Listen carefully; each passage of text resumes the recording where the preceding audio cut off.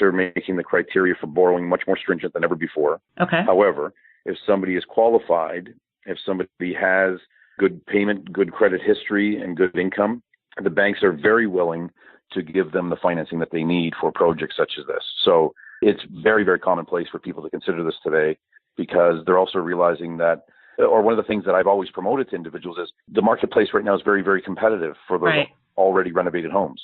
What you can do by taking advantage of these type of programs is you can look in a less competitive marketplace at a less competitive home. You then can buy it with, again, less competition and renovate it or convert it to the type of home that you really want and do the finishings that you're happy with, not necessarily going in and bidding high prices on somebody else's renovations that perhaps aren't really up your alley. Yes, makes a lot of sense. So as long as you have a home that has the right bones, it's in the right neighborhood, it has all the features and bells and whistles that you're looking for, it just needs that extra new wave renovation. You can buy that home, again, in a less competitive marketplace perhaps, and finish it to your liking. It would be, and enhance the value all at the very same time. Yeah, it's certainly what I tell clients. Everybody seems to want to buy the bright and shiny object out there. And so if it looks pretty and it is that bright and shiny object, the competition for that property is much higher very much than if they just buy that sort of diamond in the rough, because most people just don't have the vision to see the potential of what you can do with a house. I recently had a client where we walked into a fixer-upper, and luckily the next door neighbors happened to know my client, and so they invited us in to see their house. And of course, what was amazing was the next door neighbors had renovated the house amazingly. They'd done such a great job of it, but it really allowed my client to see the potential of everything that could be done with her fixer-upper. So it certainly really helped. And I'm not sure if it would have been such a slam dunk for her had she not seen what the next door neighbors had done with the exact same property. Oh, no, you're absolutely right. There are a lot of people who, and listen, it's not everybody's skill set. Not everybody has the vision to be able to see what a house could potentially look like. Mm-hmm. You know, it would be a great idea for individuals to consider those diamonds in the rough and maybe have a contractor visit the homes with them. So everybody out there, you know, befriend a contractor or find somebody that they can trust.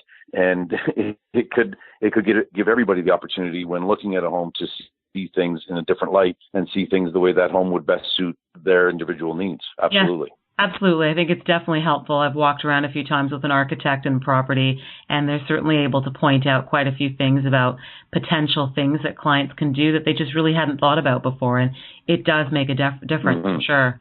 Is there anything else that you think people should know when it comes to either renovation financing, construction financing, or purchase plus improvements with the CMHC? The biggest thing that I think people should take the time and investigate or discover on their own is, first of all, do they want to take on the scope of renovation on their own? The reason I say that is because I've had many clients whose process goes very, very smoothly. I have other individuals who have tried to take the project on themselves without hiring a general contractor or without hiring a well-reputed contractor. Right. And it's taken what should have been a 4 to 6 week project. It's taken them 6 to 8 months.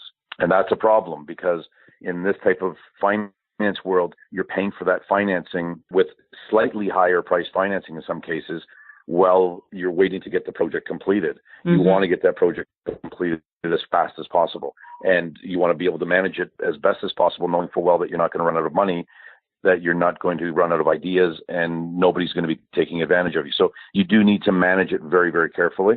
Yeah. When it comes to the Purchase Plus Improvement program, there are some limitations to the program that people need to be aware of right from the get-go. And we walk people through that all the time.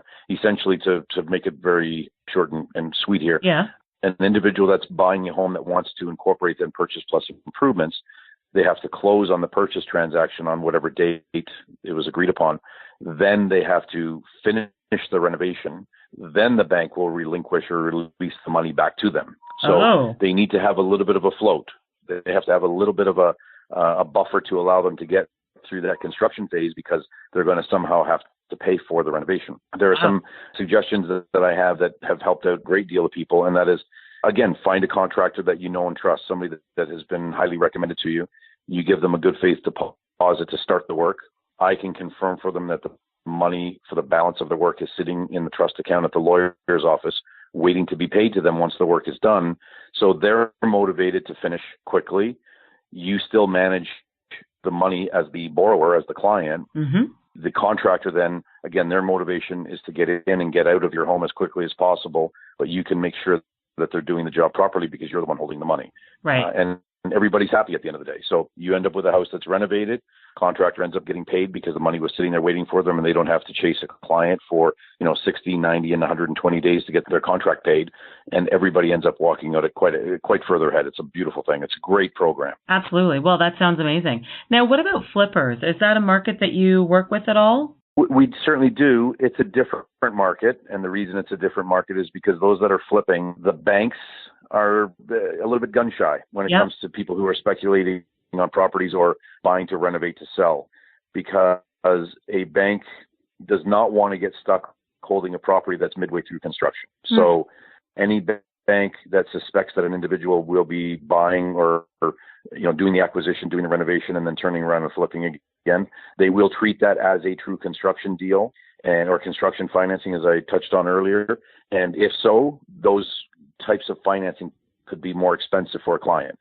So as long as the client, as long as the buyer is aware of the costs and fees associated with that type of financing up front, and they can budget it into their flipping budget or their flipping forecast, then it's not a bad thing. But the mistake that a lot of people make is that they try to get into a home, they try to take a mortgage at the best rate possible, so that way they're then able to do what they need to do, maintain the mortgage with lower payments while they're going through the construction. But then what they find is at the end of it, when they go to sell the property, they're now hit with a penalty to break a mortgage that they didn't realize was closed. So you have to be very, very careful, and it's always a good idea for the bank to be made fully aware of what you're intending to do, so then that way everybody knows what to expect and everybody can manage each other's expectations quite nicely. Perfect. That sounds great. Thanks, Joe. Tell us about your own real estate. You're welcome. Do you own real estate? Do you live in whereabouts do you live? Well, I certainly do own real estate. I have a couple of rental properties in the city. I have a country property outside of Orangeville just for lifestyle. We bought a country property 9 years ago, and we enjoy it very, very much. But we do have real estate in the city. I have a commercial building, and I also own property in Florida.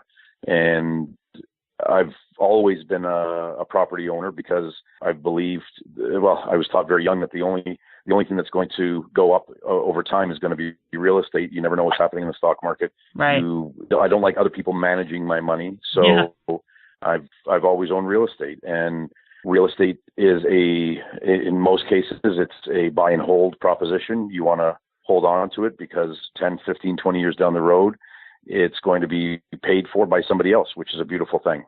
Or if it's not a rental property and you're buying vacation properties, as long as it serves that purpose for you and other people in your life can enjoy it as well, then it's not a bad investment either.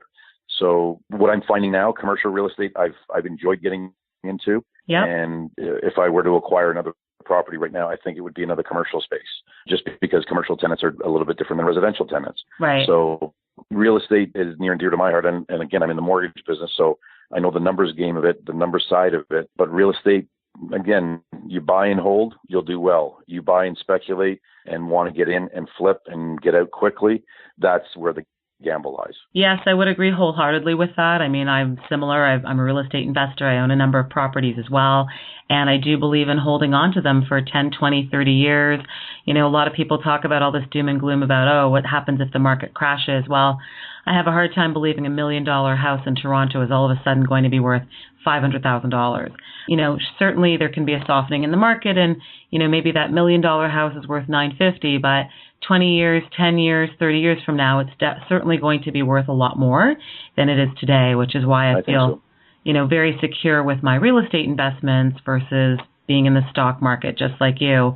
I kind of feel like, I don't really control that stock market, but at least with a house, I can understand the systems of a house. It's bricks and mortar. It makes sense to me, And it can be tenanted, and people do have a desire to pay their bills. So if you have a home that you're renting out, you might go through a lag time where you have to perhaps search for a new tenant, but you will most often be able to fill that void with the new tenant if in fact you lost your old one. So there is always that desire and that need for somewhere, for people to live somewhere.